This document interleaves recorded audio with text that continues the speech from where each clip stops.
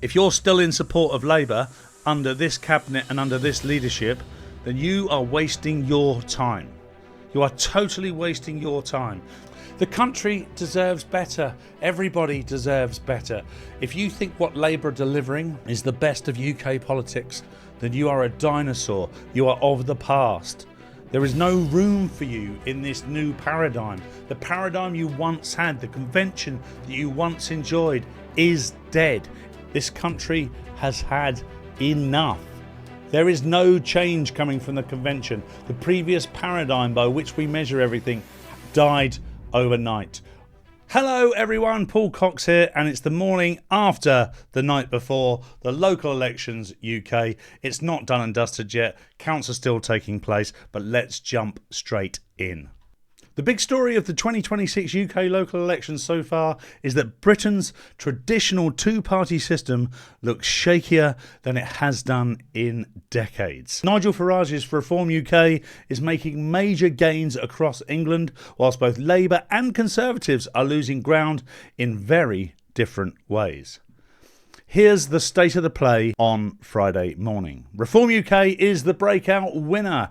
It has gained hundreds of councils already, seized councils like Newcastle under Lyme, and is breaking into areas that were previously solid Labour or Conservative territory. The party is especially strong in red wall towns as parts of Essex and Kent. Labour is having a rough night despite being in government nationally.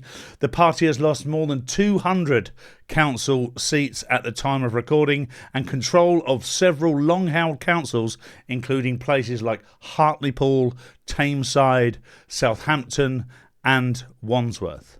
Internal criticism of Keir Starmer has intensified, though he says he will not resign. The Conservatives are also still struggling. They are losing votes to Reform in many suburban and rural areas, though they've managed a few isolated wins, including Westminster in London. The Liberal Democrats and Greens continue to advance, especially in affluent southern areas and university cities.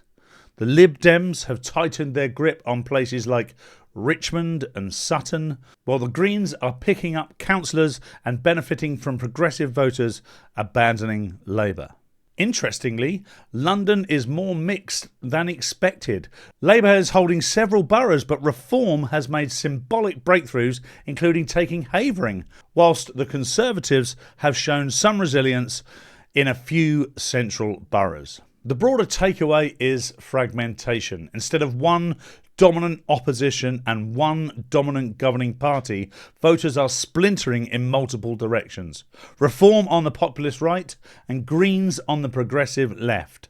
Lib Dems in southern England and local independents in some councils. Election analyst Sir John Curtis described the results as evidence of a rapidly fragmenting political landscape. Okay, so naturally this is a moving feast, but the story at this point and mid-morning on Friday is thus: gains for Reform right at the top of the table, 321 seats. One of the reasons that's so high is they started from a point of 0, so they have gained 320 seats. That is their total. Lib Dems, they have 236 seats, which is a gain of 52. But the big story here and the big defeat of the night is Labour. They have 219 seats, but have lost 235. So look at that. Straight away, you can see that a majority of Labour seats have quite clearly gone towards Reform. The Tories have 191 seats, which is a loss of 149. Again, most of those going to Reform. The Greens have 48 seats, which is a gain of 33. Not all results are in yet, but if I was the Greens, and I'm not, then I wouldn't be overly excited about the results overnight. Sure, they have picked up seats where Labour have dropped them, but not in massive quantities. And I think that's a reflection of Zach Polanski and his behaviour and the fact that all of a sudden the spotlight's on him and people are starting to notice. So, what do I think? Look, this was unequivocally a huge night for Reform UK and a devastating night for the convention, primarily for the Labour Party, and this is a reflection of people's confidence and what they think of Keir Starmer. Possibly the worst Prime Minister this country has ever seen. And what's fascinating about that is there will be people not watching this because they won't be interested in hearing a different perspective, but there will be many people out there who will think Keir Starmer's doing a great job. You just need to give him time. You will hear this more and more. What you hear is that 2 years is not enough. We need 4 years. We need 5 years. We need another term. We can only put into play the policy we're trying to enact over a long period of time. Now, of course, if you are trying to make real change, that's exactly it. But what you have to do is hit the ground running. If you get 2 years head start, which is exactly what Labour have had, let's not forget this, 14 years of Tory rule. Labour come in and the first thing they do is call everybody that react to a heinous crime far right. Immediately they split people into one versus the other. And then they get all of these commentators coalescing around them going, yes, Starmer's right. Yes, bad. I've already seen this morning the usual suspects saying basically everybody's thick and everybody's racist. Well, are they? I don't think they are. So maybe a little look in the mirror from those people, but I don't think they ever will. In the same reason, I don't think Keir Starmer is going to resign today or tomorrow. He's already come out last night and said, I'm going nowhere. I can see what you're telling me and I need to react to that. And there are even cabinet ministers and Labour MPs that are saying we support Keir Starmer. Now, I guess politically it's very difficult for them to say otherwise. But this, people, is very much a sinking ship. If you're still in support of Labour under this cabinet and under this leadership, then you are wasting your time. You are totally wasting your time. This is going nowhere now. It's reached its peak, and its peak was very, very, very low. The country deserves better. Everybody deserves better. If you think what Labour are delivering is the best of UK politics, then you are a dinosaur. You are of the past. There is no room for you in this new paradigm. The paradigm you once had, the convention that you once enjoyed, is dead. It didn't die last night. It started dying in the last year or so of the Tory party, and it swiftly gathered pace during the first 2 years of this Labour government under Keir Starmer. And just so you know, there is no one in that cabinet. No Andy Burnham outside the cabinet, no Angela Rayner outside the cabinet that's going to change this now. All they know how to do is either lurch to the left or continue to do the same. That's not going to get anybody anywhere at all now. It's over. The Greens have had a relatively good night. I would say, as I said previously, not a great night. You know, of course the Greens have gained, but what they've gained is in areas where we expect them to gain. University cities, well-off areas. A bit like the Lib Dems, they made a couple of gains in the well-off areas. With one exception, actually, which is my home city of Portsmouth. They took complete control of Portsmouth City Council. That's really quite a big win for Lib Dem. They already had a strong foothold in there. Now they've taken it. So what they've managed to do is stop any reform getting in, really, and just take control of the council. And fair play to them. I think people choose Lib Dems because they're scared of the future.